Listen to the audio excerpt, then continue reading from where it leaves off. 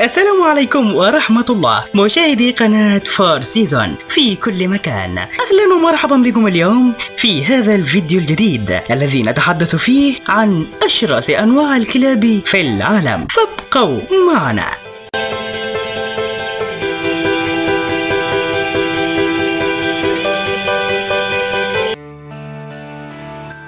الكلاب من الحيوانات المعروفة والمنتشرة في جميع أنحاء العالم، وتعرف بوفائها للإنسان وملازمتها له كثيرا.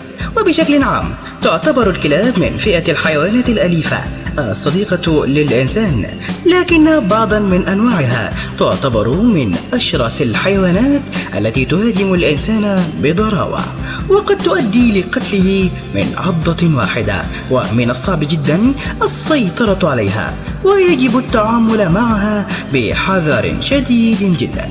ونقدم لكم اليوم في أشرس أنواع الكلاب في العالم أنواعا متعددة من الكلاب، ونبدأ لكم بكلب فان كورسو.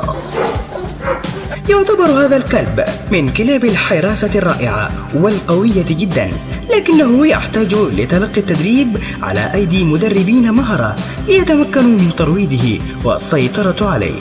وإن لم يكن المدرب خبيرا جدا في التعامل معه فإن ذلك يعد مخاطرة كبرى غير محسوبة النتائج، ويجب الحذر منه جدا.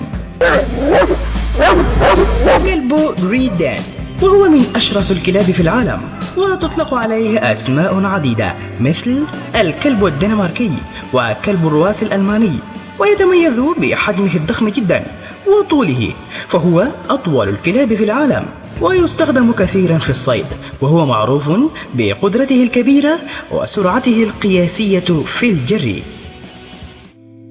الكلب السيبيري موسكي، ويتميز هذا الكلب بشكله القريب جدا من شكل الذئب، وهو متوسط الحجم وله شعر كثيف جدا وفرو مزدوج وسميك، وتطلق عليه أسماء عديدة مثل كلب الإسكيمو السيبيري، وهو من أشد الكلاب خطورة وشراسة في العالم، ويمكنه قتال الدببة القطبية دون أدنى شعور بالخوف.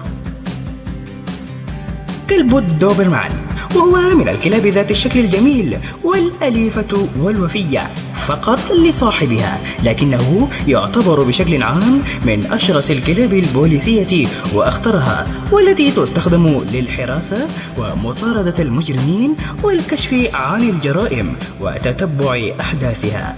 تتميز هذه الفصيلة من الكلاب بعدة صفات متأصلة فيها مثل الولاء والوفاء الشديد والنشاط الكبير، وتلقى هذه الفصيلة من الكلاب اهتماما كبيرا، حيث تتم تربيتها وتحسين تصرفاتها لتصبح أكثر نشاطا وحيوية، فهي تملك قوة عضلية كبيرة، ومن الممكن السيطرة عليها بوضع ذوق في رقبتها، ويصل وزنها حوالي 90 رطلة.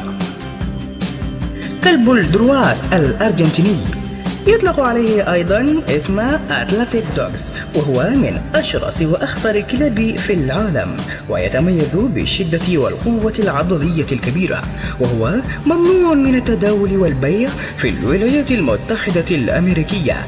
أما وظيفته الرئيسية فتتمثل في الحراسة والصيد ومطاردة الخنازير. كلب جيرمان شايبرد، يطلق عليه اسم الراعي الألماني، وهو متواجد بكثرة في ألمانيا، ويتميز بإخلاصه الشديد للإنسان رغم أنه من أخطر الكلاب وأشرسها، ويستخدم بكثرة لأغراض البوليسية، حيث يعاون الإنسان ويعتبر مساندا ومصاحبا له، ويساعد الشرطة في القبض على المجرمين وكشف الحقائق والشبهات الجنائية، ويصل وزنه إلى حوالي 100 رطل. كلب الكنجال التركي، وهو من أخطر وأشرس وأقوى وأضخم أنواع الكلاب في العالم على الإطلاق، والوظيفة الأساسية له هي الحراسة، ويعيش في الأصل في مدينة سيواس في تركيا.